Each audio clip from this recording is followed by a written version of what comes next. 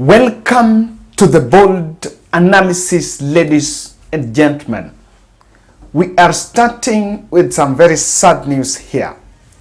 Registrar of Societies has cancelled the registration of New Life Prayer Center and church linked to Pastor Ezekiel Oduor, who was recently at the center for Amaoni, of Amaoni laundering and cult investigation story. I have not understood this really, because how the church has been closed while the man is walking freely, how do you find the church faulted the church, but the person who is being charged? Because I don't believe the building is what is being charged. The person who is being charged is Pastor Ezekiel, and Pastor Ezekiel is acquitted, or rather there is no case to answer. This move has been wrapped in a move that was also seen other churches, other religious churches, also their registrations being revoked in a crackdown, religious institutions crackdown. Other churches, and I want us to look at also this part: Helicopter of Christ Church by Theophilus Church, King's Outreach and Good News International, that of Mackenzie. Helicopter is run by a gentleman known as Pastor Thomas Wahome, and was recently accused of grabbing Nairobi dam land. So that is why his license has been revoked.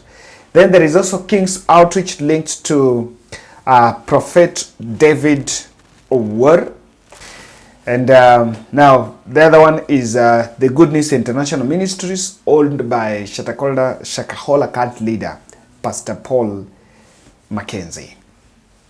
Ladies and gentlemen, it is known in public that Pastor Ezekiel, apart from the church activity, has been running a couple of corporate social responsibilities in Kilifi County.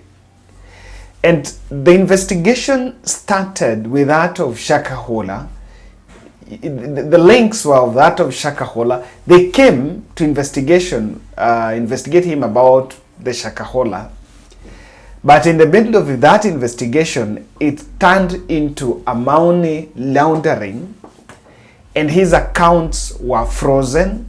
I don't know whether they've ever been opened later. Even an attempt to hold a crusade in Tanzania hit a snag after he was also stopped. So Ezekiel Oduor has now been, the church has been closed after battling with government.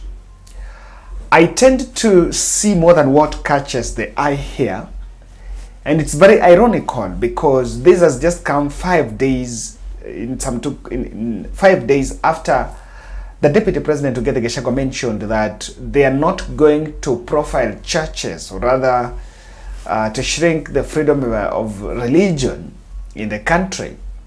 And number two, there is a task force that was formed that is coming up with a framework of regularization of the churches, and that was formed in the wake of the Shakahola story. But even before that task force settles into office, Ezekiel Oduor's church has been closed.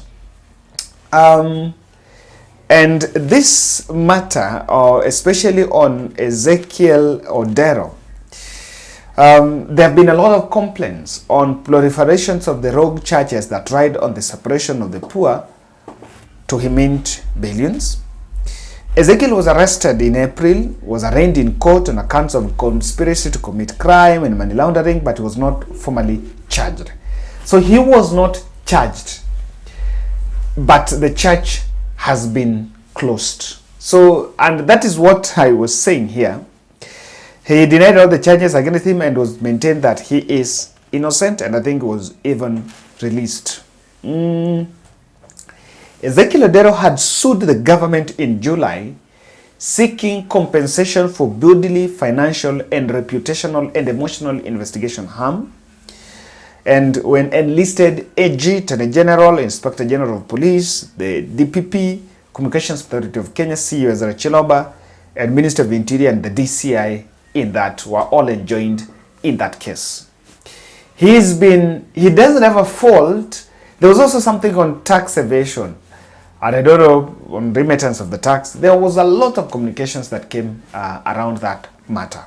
But then it has now been proved that his church has been closed.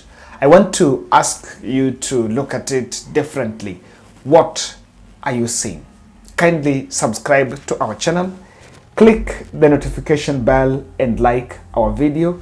Thank you very much for the support that you've given us, and I want to say that we're really praying for a family. Yesterday I was in Machakos, and one of our subscribers here, a lady, called me, and she was in distress. The child was sick, so what I decided to, she's a subscriber here, I decided then to travel to go there because she had been telling me about it.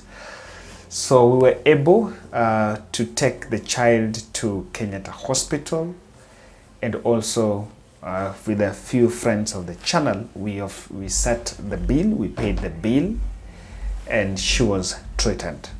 So we thank God for that. Sometimes we say humanity is beyond, and for those who came in the channel quick, it was a very quick notice, but we managed to help. And now Mama Rehema, the child is called Rehema, is doing well. And that is the video I was doing when I was the other side of, when I was in Machakos. Now, actually it's not Machakos, it was Athi River, but Athi River I think is in Machakos County. Now, back to this issue. There are three the three interpretations are making from this move. This is nothing short of political profiling of the leader. There are two churches. One is that of Ezekiel. The other one that is also linked to Prophet Owuor. It is nothing short of political profiling, because Ezekiel Oduor had been accompanying his prophetic messages.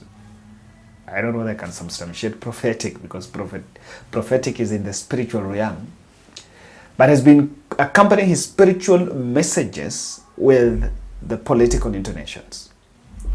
And I remember at the center when this discussion was going on, even Raila Odinga visited him there, and he was he was perceived as anti-Ruto administration, especially during the campaign trail. And this is a bone of contention that I think the powers around have not been so comfortable with about. Number two, that church sits in Kilifi County, and it is perceived as one of the points of bringing the county together, or rather bringing the residents around that place together. It's a consolidation point. It's a center that probably there've been attempt to make it leaning to the government or something, but it is nothing short of political profiling. The reason I'm saying political profiling is because there is no coincidence that you are closing my church while me you don't find me with any offense. You know, it doesn't. What is the offense? Because I do believe that if the church should be closed, then Ezekiel should be in jail. It's that simple.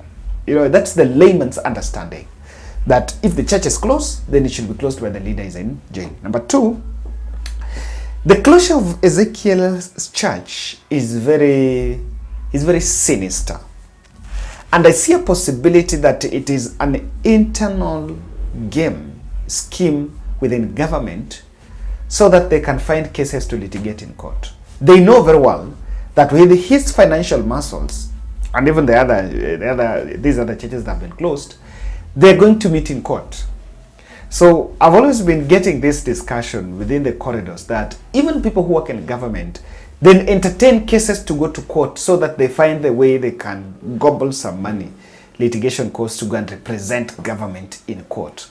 I am wondering, and I'm asking William Ruto, if Ezekiel Oduor is out, then the church is closed, then what does it mean? You know, it is just a clear, why would government waste a lot of money to pay lawyers to represent government in court into a matter that seems not to hold?